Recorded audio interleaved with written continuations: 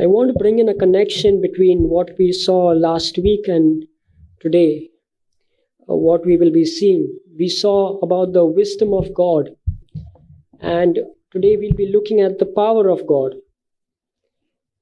It is no doubt that wisdom and power, they don't seem to be like attributes that go together. You'll rarely find people who are wise and powerful at the same time. But with God, it's always together. In fact, there are just so many references that speaks of God's wisdom and God's power in the same breath. We read some of those references last week. We saw of how God's foolishness is wiser than man, and the next thing is written is God's weakness is stronger than man. Then Paul tries to bring in the focus towards us, and he says, look among yourself, look at your calling, look at who all are there among you. You'll see there are not many wise and not many strong. Again, bringing these attributes together. And then again, Paul would continue to say that God has chosen the foolish things to confound the wise, and God has chosen the weak things to confound the mighty. Again, bringing both of these attributes together. Ultimately, Paul will end that portion by saying Christ is the wisdom of God and the power of God. And that is how you see across the Bible. There are so many more references we read in Job, for example. Job is saying his wisdom is profound. The next thing is his power is vast. And then Job will again say, to God belongs wisdom and power. He is mighty in strength and wisdom. Isaiah would say that God has great power, mighty strength, and his understanding or his wisdom no one can fathom. Daniel would say the same thing, that wisdom and power are his. You see, these are two attributes that we might not find together among us, among people that we live, but we need to ask, why is it together with God? What is the significance that God is wise and powerful and both of it have been brought together at the same time? Well, it's simple to answer that question when we try to look at the counterfactual. Imagine if God was all powerful but not wise.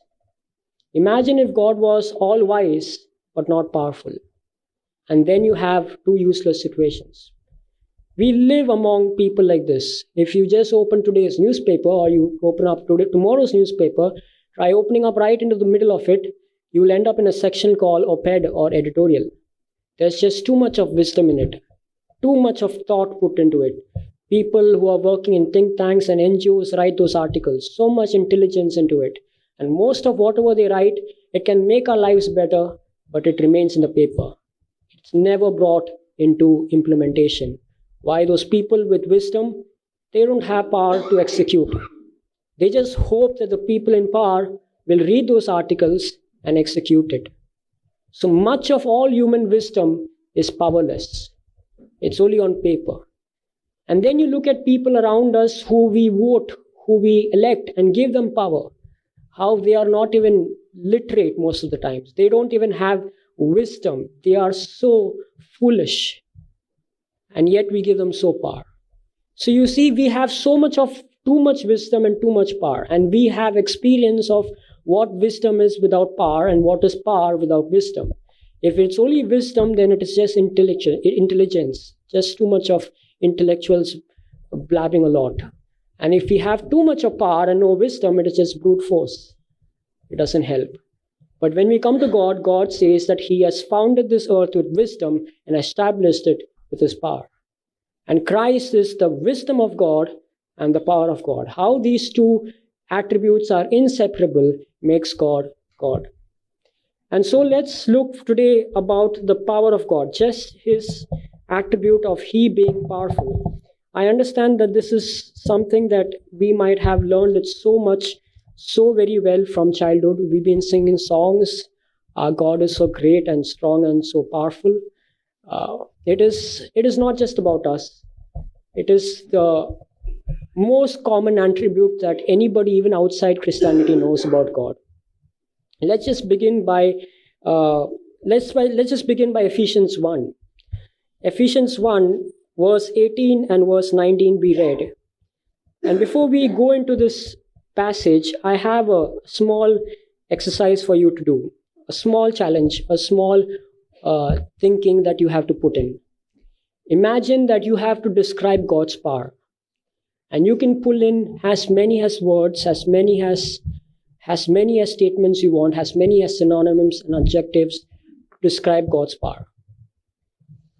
How would you do it?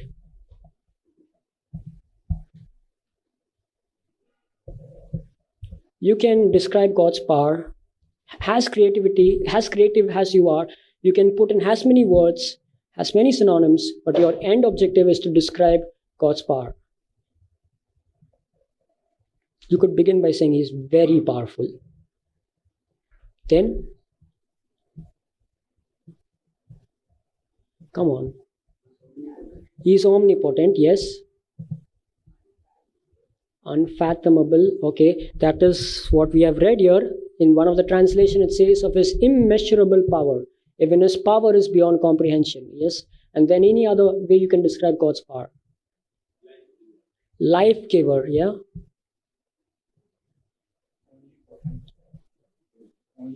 Only potentate, okay. That, okay. Come to it, yes. It seems you're struggling. Is it? Indescribable, okay. Just talk about the power. What are the adjectives you could give for the word power? What are the synonyms you could put in? You could say strong. Okay, greatness of power. Unfailing power. Okay, it's working up, but let's see how Paul does it. I know I have spoken from this passage last year, but most of us were not there. So I'll go through these two verses quickly once again, because Paul is struggling like we are to describe God's power. And we might read this verse, but in verse 19, Paul uses 4 different words to talk of power. He doesn't just say God is powerful and finishes off. You see, we talk so much about power, but if we are given an exercise to describe God's power, we might struggle. And you can see that struggle in this verse in 19, because he is not just saying power and finish. He talks of God's power in 4 different dimensions. And we might not even realize when we read this verse, but let's read it carefully word by word. Verse 19, what is the exceeding greatness of His power? The first time he uses the word power over there, it's the word dunamis. From the word we get dynamo or dynamite. And it's talking of how dynamite God's power is. Then he continues to say, to us word who believe according to the working. The word working in English, in Greek is another word for power. Over there the word is energia. So he's talking of the energetic power or the operative power of God. He first says God's power is dynamite. Then he says it is working or energetic. Then working of His mighty. Over here in English it's an adjective, but in Greek it's one more word for power. He uses the word kratos. He uses the word ischus. Ischus is not an English word, but in Greek it means forceful. The forcefulness of His power. And finally, again, he uses the word power. Mighty power. And that 4th word is kratos, from where we get a lot of words like democracy or bureaucracy. It means rule of power or authoritative power. And that is Paul's attempt to describe God's power. In one verse, he pumps in 4 words to say how powerful God is. He is dynamite, he is energetic, he is forceful, and he is authoritative ruler. And then after giving these 4 examples, 4 words of power, 4 dimensions of power, he gives us one example where that power was witnessed. In verse 20, he says that was the power that raised Christ from the dead and made Him sit in the right hand in the heavenly places, far above all principalities and power. So we see it, the power of God might be a simple attribute. We might have heard it so many times, but God's dimensions of power are so vast. That's one thing we need to learn about God's power. The second thing is, God is the only source of power. As Uncle had said, only potentate. It's not a word in the Bible, but definitely It gives us an impression that God is the only source of power. So let's read Psalm 62.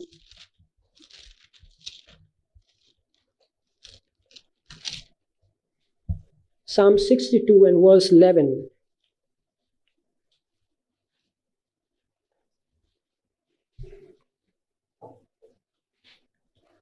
God hath spoken once, twice have I heard that power belongeth unto God. Yes, that power belongs unto God. You see, just about in judiciary, there is a term and concept that you would be familiar with. It is called rule of law. Are you familiar with that term? Rule of law. Rule of law. So, rule of law means that the law rules. Or, in other words, when we say that India is a democracy, we say people rule, rule of demo or people. But actually, underlining all the powers that we see around us is the rule of law, which means there is one written word that rules everybody. So you might enjoy the right to vote, and the person you vote gets power to rule over you, but it's not how that works. Even the right of you voting comes from the law or the highest constitutional book, the constitution of our country. That book rules everybody. That book gives you power to vote. And when you vote, the person who you have voted, he gets his power from the same book. The person who is a policeman gets his power from the same book to discharge his responsibility. The prime minister needs a lot of power to discharge his responsibility. All that power comes from the constitution. That is the concept of rule of law, where the law rules. Whatever is written in that book rules. That book gives power to everybody. So that is the source of power. But just to be clear, that God doesn't derive his power from anybody, not even from the word of God. There is a sideline topic that we could go in here, that is, this rule of law is not a human invention. It is found in our church. It is found in churches around, because the Bible rules. Bible, God's word, is called the authoritative word of God. In Reformation times, it was called sola scriptura, where Bible gives authority to everybody. But even God doesn't derive his authority from the Bible. You see, everybody derives their power from something or the other. Anything that we do, even physical power, is not inherent in us. Power to do just about anything is not inherent in us. All power in us is bestowed. It is imparted to us. And that's how the whole system works. But if that power stops at one place, if that power originates from one place, if there is somebody who doesn't need to get power from somebody, or is not ruled by a law over and above him, that is God. And that is what God would want to say once and twice and thrice, that power belongs to God, that God is the source of that power. You see, the rule of law works for all of us. We get our power from the law. But for God, he imparts the power to the law. Another thing that we need to see is that God is, first of all, he is multidimensional powerful. He is the source of power. The third thing we need to know is that his name is powerful. I mean, his name is power. His name is El Shaddai. And that word El Shaddai means almighty, or in another language it means omnipotent. These are two English words derived from two different languages, but they are the same word. El Shaddai means almighty, and that is his name. And that was the name revealed to Abraham. That was the name revealed to Job. Among all the books, if I'm not mistaken, Job is the book where that name appears the most, because that was his first and foremost name that people knew. That is about the power of God, because the power of God as an attribute is the first attribute that God introduces himself to people, whether he's a believer or not. Even Adam and Eve knew God through his power. You look at the world around, you know that God is powerful. And Paul would also say the same thing, that the invisible things, the visible things that God has created reveal his eternal Godhead and power. And so God's introduction to anybody in this world is through this attribute. And one of the first names that God revealed to men, especially Abraham, was he is El Shaddai. What is important to note is that why was that name revealed, or in what context it was revealed. You see, God had told Abraham that he's going to bless him with a son. Abraham grew impatient and begot a son, Ishmael, through Hagar. And after that, that sinful relationship that Abraham had, for 13 years, God didn't speak. There is no record of God spoke.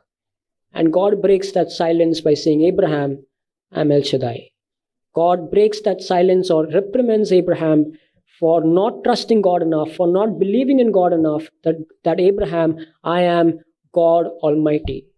And that brings us one more point, that God's power is always related to God's possibility. Abraham doubted God's possibility. And even after revealing Almighty his name, we read how the angels visited Abraham, and the angel said that Sarah is going to conceive, and Sarah laughed. And what did the angel say? Said, is anything too hard for the Lord? See, God's power always revolves around God is possible, what is possible for God to do. This is one example. Then another example we see in Exodus, when the people murmured for meat, and the Lord was telling Moses that he's going to get in the fowls and he's going to give meat for everybody. And Moses doubted the Lord. And Moses said, how are you going to do that? How are you going to pull in a lot of fish from the sea? Are you going to get a lot of beasts for so many thousands of people? And the Lord asked Moses, do you think my hand is shortened? Or do you think I'm not possible to do it? We see one more example of God connecting his possibility of action to his power when we look at Jeremiah. Jeremiah once was asked by his uncle to buy a piece of land. And Jeremiah didn't want to buy it, but God told him, you need to buy that land. And Jeremiah was not comfortable. Even after making the purchase, he prays to God, God, you are telling that this land is going to be destroyed, and you just asked me to buy the land, and I bought it. And Jeremiah is so disconsolated that God has to tell Jeremiah, is anything too hard for the Lord? God has to tell Jeremiah that this captivity will come, but God will bring back the people, and God will restore the people. Again, we read one more example of God's power in the same way when Mary was visited with an angel. And the angel told Mary that you're going to be conceiving. And Mary said, how can a virgin conceive?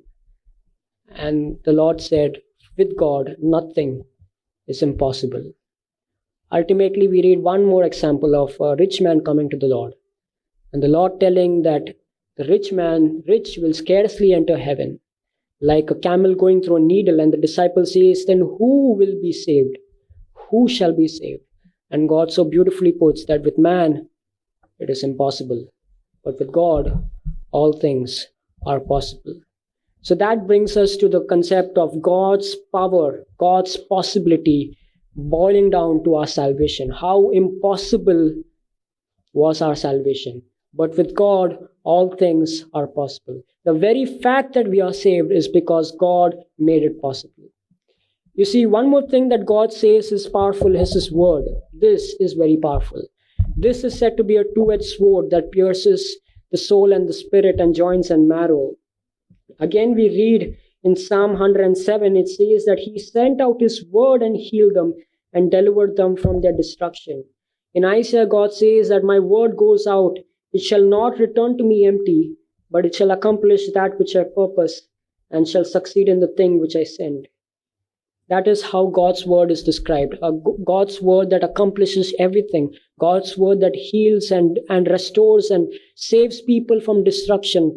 And we read of how Paul would say of Timothy that you have known the word of God as a child, and that word of God has made you wise unto salvation. We read of God's word delivering people, of God's word being a light unto the path.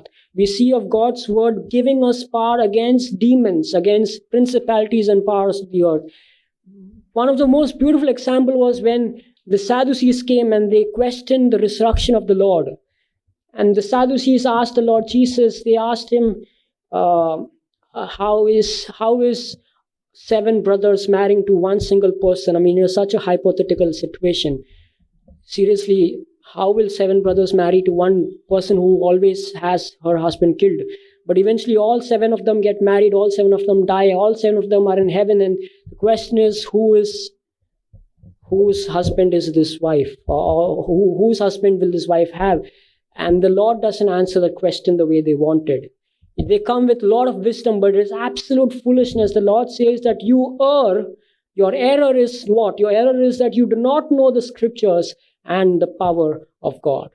How God so beautifully said that this scripture, had you known it, you would also know the power of God, that God is the God of living and not the dead, that God resurrects people. You see, there's no doubt about how this word of God gives us power, how this word of God strengthens us and makes us wise unto salvation. Well, when we talk about the word of God, we cannot miss as to how we read in Romans chapter 1 that the gospel is the power of God.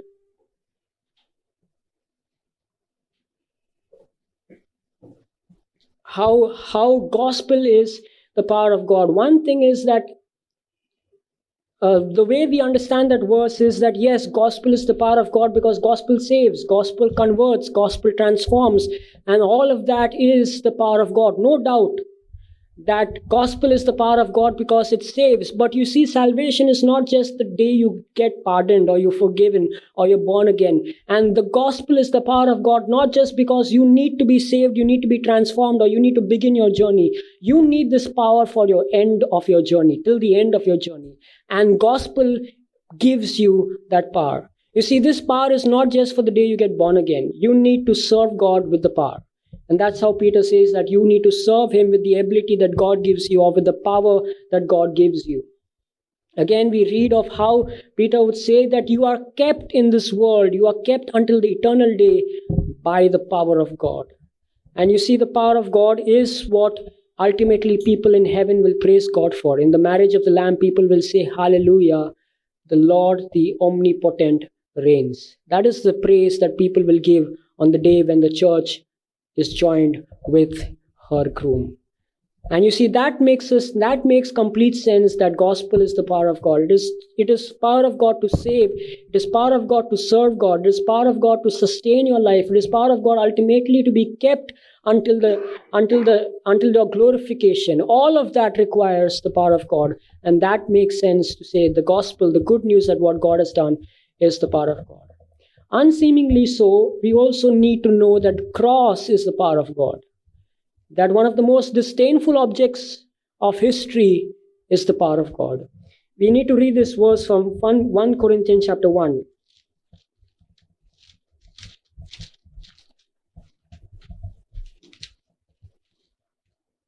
1 Corinthians chapter 1 and verse 17.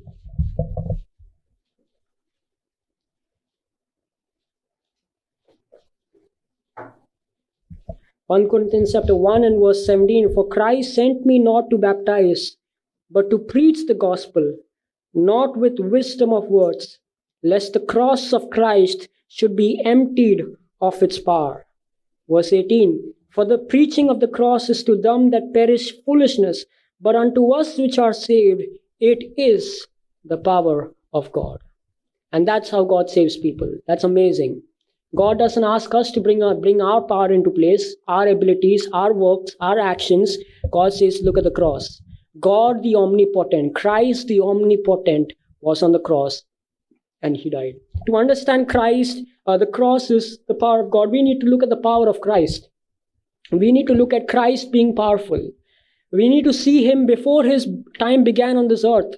How is he described in eternity past as the one who was with the Father, who was his express image and the splendor of his glory, upholding all things by the word of his power. That is his description before time began, as the one who upholds all things by the word of his power. What about his birth? What happened at his birth? We see how it was impossible for a virgin to conceive, but God says it is possible with man, with God. And it is again written in the same passage, Gabriel is explaining to Mary that the most powerful one will overshadow you and this holy thing will be born of you. That it was impossible for the virgin birth to come into place without God's power in place. And then we don't need to say much about God's power in all his life through. How people came, like Nicodemus came and said that the things you do, you cannot do unless God is with you. And how we read even recently on Sunday about the blind man, how people would say that unless he is from God, how can he do what he did? His miracles showed his power. His name could drive away demons. His power was witnessed over the elements of nature. His power was witnessed as his will, as his purpose. Because a leper would come and say, if you will, let me be clean. And the Lord would say, I will. And he was cleaned. His power came out from his will, his purpose, his decision. And then we see at the end how this power was gradually being declared or being magnified. It was so small at the birth. And then it is gradually being declared through his miracles. But the most was declared at the cross, where he was hanging weak, where he was fragile, where he was worn. And you need to question, was he powerful then? What was the power of Christ at the cross? What was his power? Was he powerful? How could he have surrendered himself? How can someone immortal die, eternal die? How he is omnipotent, being not able to carry his own cross? How can you explain that weakness? How can you explain how he is surrendering himself to people who can bash him and thrash him and he doesn't do anything else? We see the Lord Jesus himself gives the explanation. He says, let's read that verse in John chapter 10.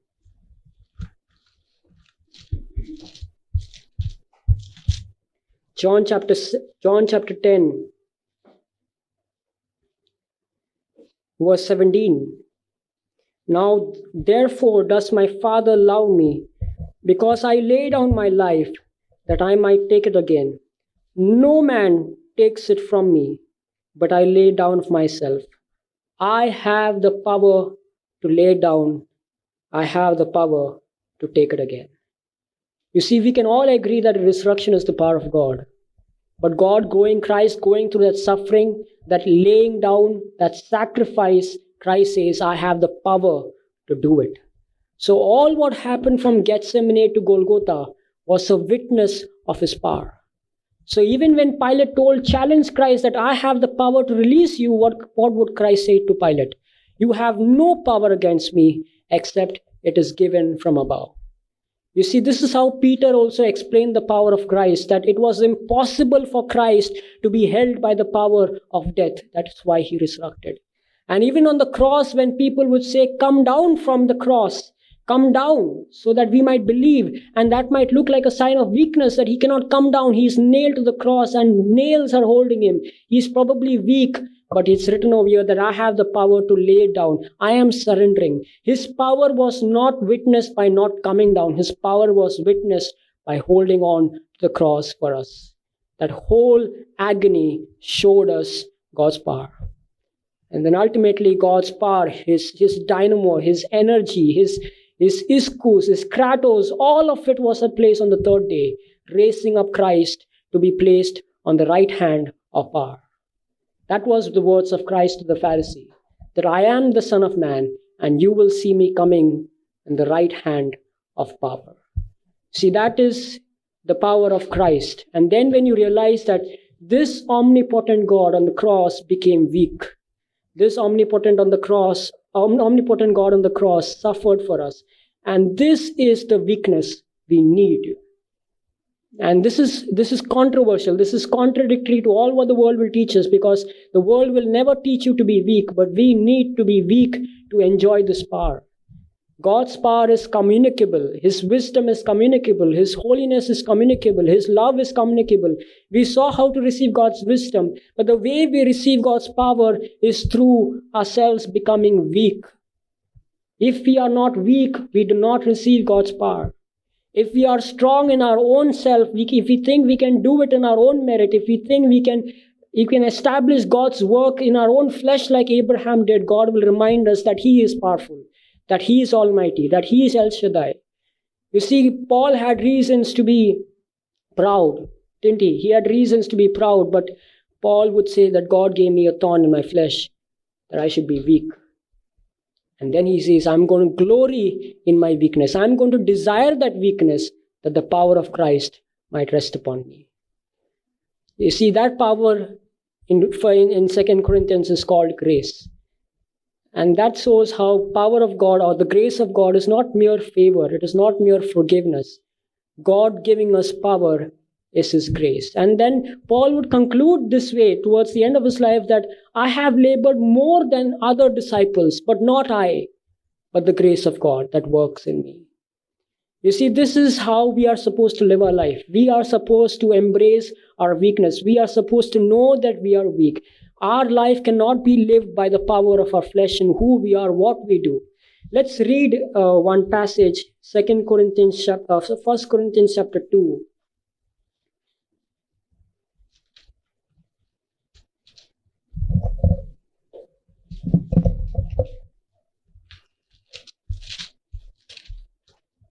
First Corinthians chapter 2. This is Paul's weakness. 1 Corinthians chapter 2 verse 1. I, brethren, when I came to you, I came not with excellency of speech or of wisdom, declaring unto you the testimony of God. For I determined not to know anything among you save Jesus Christ and him crucified. I was with you in weakness, in fear, in much trembling. My speech and my preaching was not with enticing words of man's wisdom, but in demonstration of the Spirit and of power, that your faith should not stand in the wisdom of men, but in the power of God. This was Paul's success story. The reason why he could withstand all persecutions, why he could go through all what life threw at him, was because he got the power of God when he was weak. He gloried in his weakness to desire more of God's power. You see, about this weakness over here, it's written that he was in fear and in trembling. In other portions, it's written his opponents would crucify him, or his opponents would mock him and say that his letters are weighty and strong, but his bodily presence is weak, and his speech is of no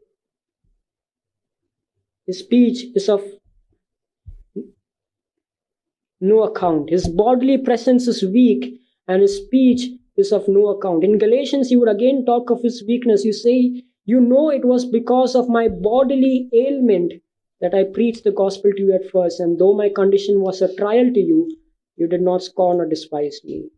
You see, again, and he would say of a thorn in his flesh. This person was weak. He was not a powerful person, but he attributes his power to God.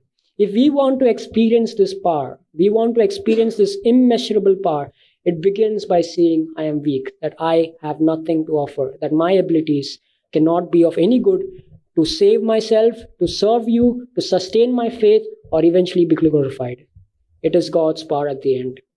Let's conclude by reading a couple of verses from 2 Corinthians.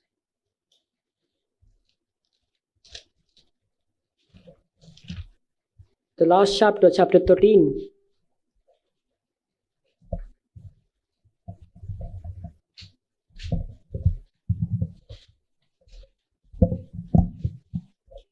Second Corinthians chapter 13 and verse 3. Since you seek a proof of Christ speaking in me, which is to you word is not weak, but is mighty in you. For though he was crucified through weakness, yet he lives by the power of God. For we also are weak in him, but we shall live with him by the power of God. Again, Paul talking of weakness and the power that comes from God. And this time he says, Christ was weak, but he lives by the power of God, and we should be living by the power of God. Last week we saw the wisdom of God, how it benefits just our body. The wisdom of man benefits only our body.